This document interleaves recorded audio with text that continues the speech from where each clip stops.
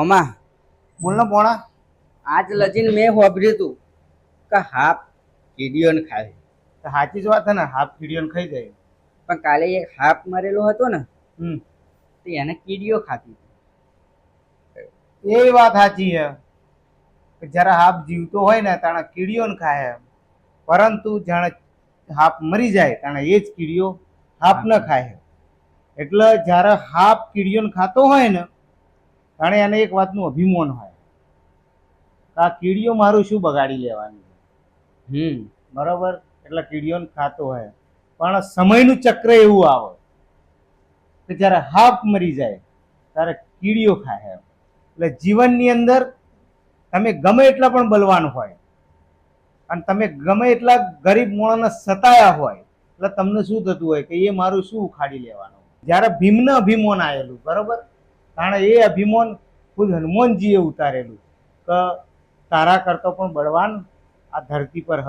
એટલે કહેવાનો મતલબ કે જેને જેને અભિમાન આવ્યું એ બધાનું અભિમાન આ ધરતી પર ઉતરેલું જ છે. રાજા રાવણને અભિમાન આવેલું કે મારા 10 માથો હ, હું પવનદેવ અગ્નિદેવ બધાને વશમાં રાખો હું તો મને મારવા વાળું કોણ?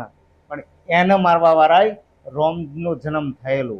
એ રીતે જીવનમાં તમને ગમે તેનું અભિમાન આવ્યું કે આ કામ હું કરું તો પછી મને કરવા વાળા કોણ? ઘણા મોટા અધિકારીઓ લાખો રૂપિયાનું રિશ્વત લેતા હોય, કલેક્ટર રિશ્વત લેતા હોય.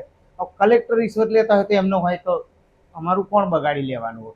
પરંતુ જ્યારે એક સમય એવો આવે કે એમને જ જેલમાં જવું પડે. અને તમે એ પણ દાખલા વાપર્યા છે કે જે જજ આખી જિંદગી ચુકાદા આલતો હોય, જે દાડે એની ઉપર કેસ થાય તાણે એને પણ વકીલ હોદવો પડે. એટલે દોસ્તો, જીવનમાં એવું નહીં વિચારી લેવાનું કે મારું કોઈ બગાડી શકશે નહીં. કરમ કોઈને છોડતું નહીં. અને બીજી એક વાત કે ગરીબને સતાયા છે ને તો ગરીબની હાય કોઈ દાડો અહીં નાનો મોણા નહીં હોભરે, અહીં મોટો મોણા નહીં હોભરે. ગરીબની હાય સીધો ઉપરવાળો હોભરે. એટલે જે દાડ તમે ગરીબને સતાયા છે ને તો કુદરત તમને કોઈ પણ રીતે એની સજા આપશે. એટલે જીવનની અંદર નીતિ સાચી રાખજો. સામાન્ય મોણાને કે લાચાર મોણાને કોઈ દાડો સતાવાની કોશિશ ના કરતા. હા, કદાચ મદદ ના થાય તો ના કરતા, પરંતુ લાચાર મોણાના જો સતાયા તો લાચાર મોણાની ફરિયાદ સીધી ઉપર જાય. અને કોઈક માણસ જ્યારે દુઃખી હોય તો એના દુઃખમાં આપણે હસીએ એ ખોટું, એ ખોટું હ. ભલે સાથ સહકાર ના આલો પણ કોઈના દુઃખ ઉપર મજાક ના બનાવો, એ પણ એક સાચી વાત છે. જીવનની અંદર આ બધું હોવું જરૂરી છે. બાકી ગમે તેનું અભિમાન ગમે તાણે ઉતરી જાય.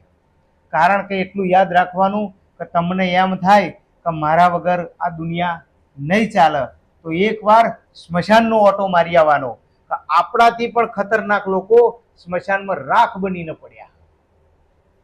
એટલે જીવનમાં એવું કોઈ દાડો વિચારવાનું નહીં કે મારા સિવાય કોઈ ના કરી શકો, હું ના હોત તો આ ના થાત.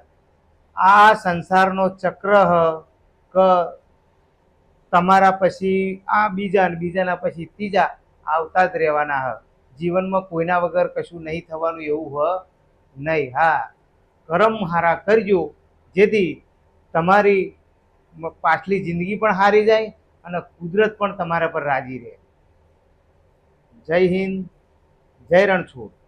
અમારો વિડીયો સારો લાગ્યો હોય તો લાઈક, કોમેન્ટ ને શેર કરજો.